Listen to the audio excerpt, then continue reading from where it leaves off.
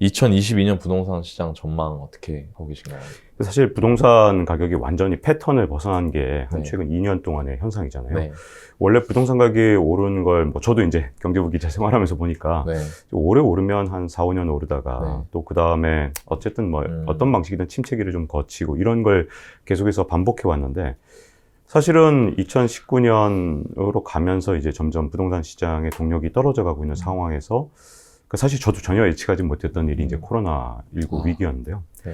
보통 위기가 오면 과거에는 뭐 집값도 떨어지고 예를 들어서 뭐 주가도 떨어지고 이랬다면, 이게 연준에서 너무 적극적인 대응을 하는 바람에 지금까지 역대 상상할 수 없었던 진짜 돈풀기 정책을 네. 썼잖아요.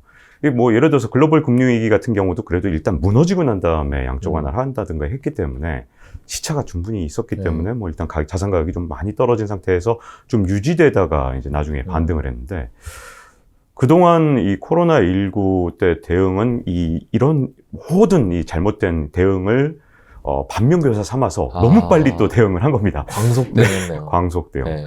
그러다 보니까 이제 뭐 양적 완화를 해도 네. 그 규모가 뭐 예를 들어서 2008년 글로벌 금융위기 때는 6년 동안 3조 달러를 했는데 이번에는 석 달 동안 3조 달러를 넘게 하고, 그것도 모자라서 그 뒤에도 1조 8천억 달러를 더 했거든요.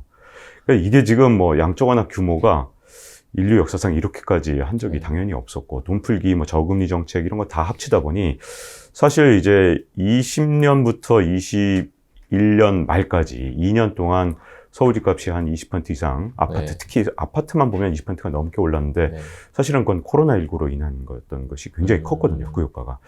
그래서 이제 과연 이게 언제 버블이 꺼지냐, 이걸 아는 건 제가 보기엔 지금까지 역대 누구도 굉장히 그쵸. 어려운 일이었던 네. 것 같아요. 왜냐하면 가장 중요한 문제가, 제가 한 2년 전 책에도 썼던 거지만, 예를 들어서 버블이 꺼진다, 네. 집값이 뭐 떨어진다, 네. 이렇게 하면 정책 당국자들이 가만히 있지 않거든요. 음. 끊임없이 서로 상호작용을 주고받습니다.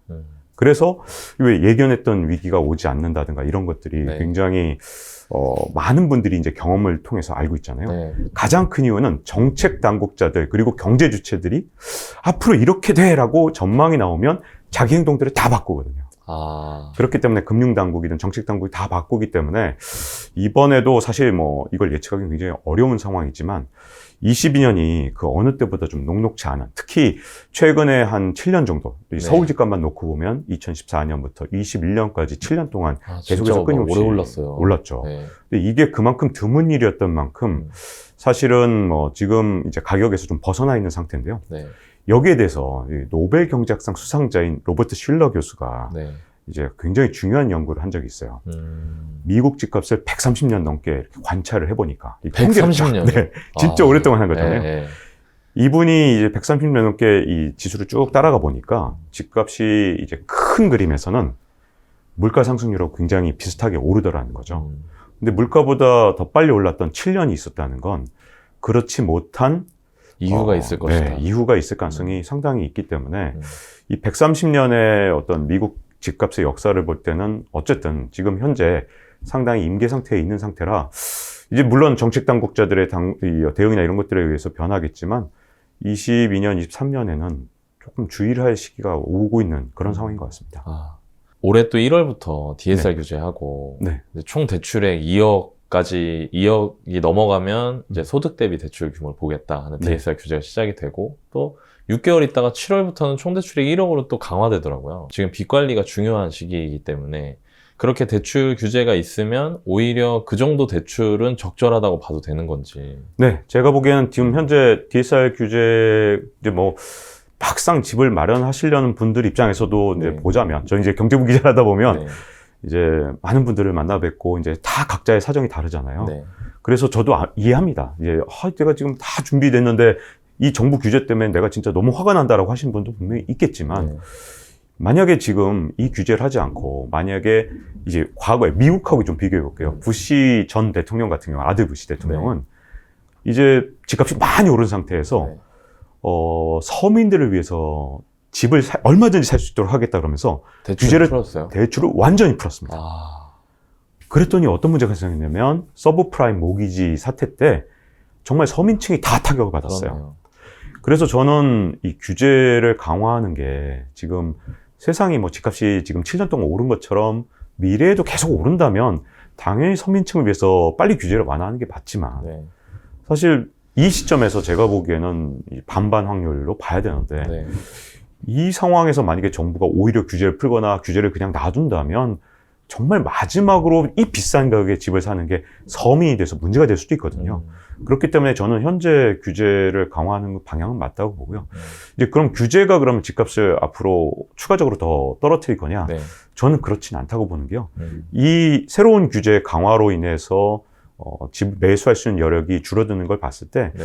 그렇게까지 실질적으로 영향을 집값에 이것 때문에 영향을 미칠 것이다라고 보기에는 좀 어렵고 앞으로 집값의 모든 향방은 네. 이제 미국 연준이 돈을 이제 걷어들이는 속도가 얼마나 빠를 것인가, 금리 인상 속도가 얼마나 빠를 것인가, 네. 이 두 가지에 달려 있다고 봅니다. 결국 부동산은 뭐 자기 돈 내고 살 수 있으면 참 좋겠지만 네. 그런 사람이 별로 많지 않으니까. 않잖아요. 네, 그렇게 많진 않죠. 네. 뭐 이제 현금 부자들도 계시지만 네. 네. 아마 이제 많은 분들이 특히 여기는 월급쟁이 부자들이시잖아요. 그쵸, 그러니까 그쵸. 그런 월급쟁이 부자를 꿈꾸는 분들은 어쨌든 레버리지를 일으켜서 집을 살 가능성이 굉장히 많잖아요. 네. 근데 그런 경우에는 무엇보다도 사실 22년부터 해야 될 일은 빚 관리인 것 같아요. 그래서 저는 가끔 이걸 빅테크라고도 부르는데 빅테크가 진짜 필요한 시점이 온 것 같습니다. 지금 시점에 내 집 마련 준비했던 분들은 주의해야 될 점이 뭘까요? 가장 중요한 게요. 네. 이제 우리가 이제 98년 IMF 외환위기를 겪었잖아요. 네. 저 그때 경제부에 있으면서 하루에 한 3-4시간 잔 적이 정말 많았는데 경제부원들은 다 같이 모여서 이제 찜질방에서 잤습니다. 집에 못 가고 그런 적이 있었어요. 네. 그래서 새벽 1-2시까지 뭐 이렇게 은행들이 뭐 폐쇄되거나 또는 뭐 합병하거나 이런 발표가 있을 때마다 다 같이 모여서 찜질방에서 자고 또 새벽 4-5시에 출근해서 아침 방송부터 하고 그랬었거든요. 네.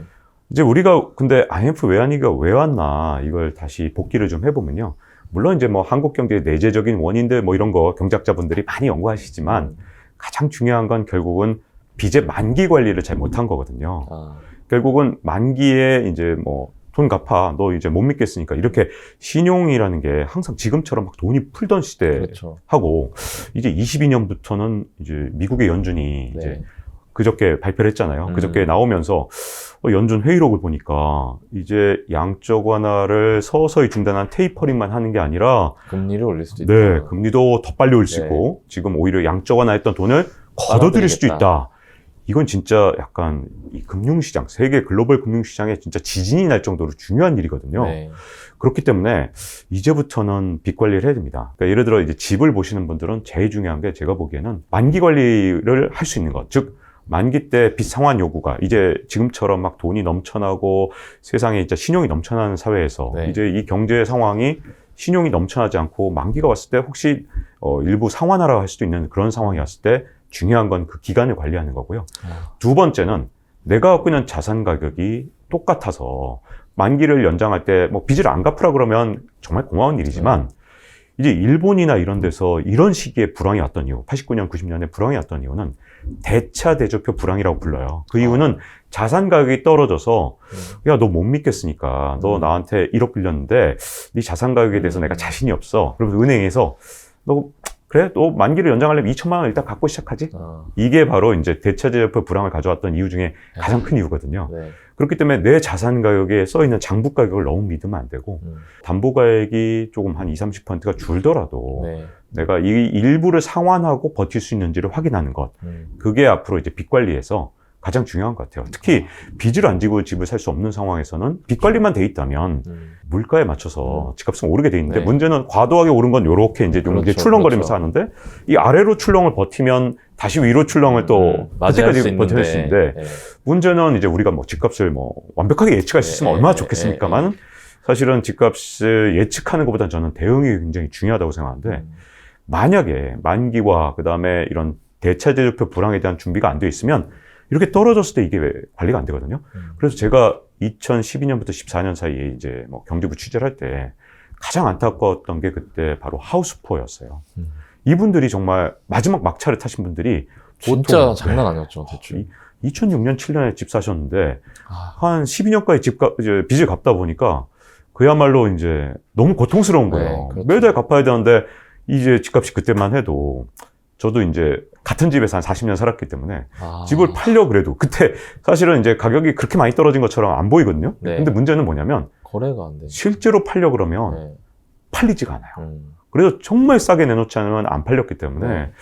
그게 뭐 그때 호가나 이런 것만 보고 부동산 가격을 보시는 게 아니라 진짜로 부동산을 팔려고 했을 때 현금화가 안 되거든요. 그런 이 부동산 불황이라는 게 가장 무서운 건 주식은 그래도 쪼개서 팔 수도 있고 그렇죠. 하기 때문에 내가 현금이 필요할 때 이거 현금화가 가능한데 부동산의 세 번째 중요한 게 있어요. 그래서 현금화가 안 될 경우에도 한 5년은 버틸 수 있는가. 부동산 불황이 가장 길었던 건 이제 10년입니다. 네. 기억하시다시피 89년부터 98년. 네. 일기신도시가 들어오고 하면서. 네. 네. 제가 40년 동안 같은 집에 살았다 그랬잖아요. 아. 그때 팔아보려고 했는데 네. 안 팔리더라고요. 그때 정말 89년부터 98년 사이에 이제 취직도 못했고 네. 되게 힘들었기 때문에 제가 대학을 89년에 입학했는데 취직은 98년에 했기 때문에 아. 굉장히 오랜 기간이 있었잖아요. 네. 그때 뭐 그 집을 좀 팔면 좀 이제 여유가 있을까 해서 팔아보려고 그러면 팔렸냐? 안 팔리는. 아예 안 팔렸어요. 10년 동안. 그러니까 그게 잘 안 팔리는 지역도 아니고 잘 팔리는 지역도 그랬기 때문에 더 황당한 건 뭐냐면 그때 이제 지금까지 과거에 이런 서울의 강남 지역이 집값이 더 많이 떨어진 걸로 나타날 때도 있어요. 어떤 통계에 아, 따라서는. 예, 그렇죠. 그 이유가 뭐냐면 다른 지역을 못 팔았기 때문이에요. 아. 근데 그나마 이런 거기는 어떤 인기 그나마 지역은 팔리니까. 팔리기 때문에 싸게 하면. 네, 그런 것들을 좀 현금화가 얼마나 가능하냐. 그래서 제가 집값이 많이 오를 때 어떻게 보면 공포에 빠져서 패닉 매수를 할 수도 있잖아요. 네, 네. 근데 문제점은 비인기 지역에 패닉 매수를 해놓으면 이게 문제는 뭐냐면 급전이 인간이라는 게 사람이 살다 보면 여러 가지 일이 생기기 때문에 네. 급하게 돈이 필요할 수도 있는데 그 인기 지역은 가격을 낮추면 팔리거든요. 네. 근데 비인기 지역은 팔리지 않기 때문에 제가 항상 강조했던 게 비인기 지역은 가격이 오르더라도 추격 매수를 하면 안 된다는 거 제가 재작년부터 말씀을 드렸었던 적이 많아요. 이런 네. 유튜브나 이런 데 출연해서 책에도 썼고. 네. 근데 이제 그게 잘 안 되죠. 그래서 요 막판에 비인기 지역이 올랐다가 비인기 지역부터 떨어지잖아요. 네. 그러다가 정말 불황이 오면 올지 안 올지는 저도 모르지만 네. 진짜 불황이 오면 그 다음은 단계는 뭐냐면 비인기 지역은 아예 현금화가 안 되고 인기 지역만 가격이 낮추면 팔 수 있는 떨어지는. 그 상태가 됩니다.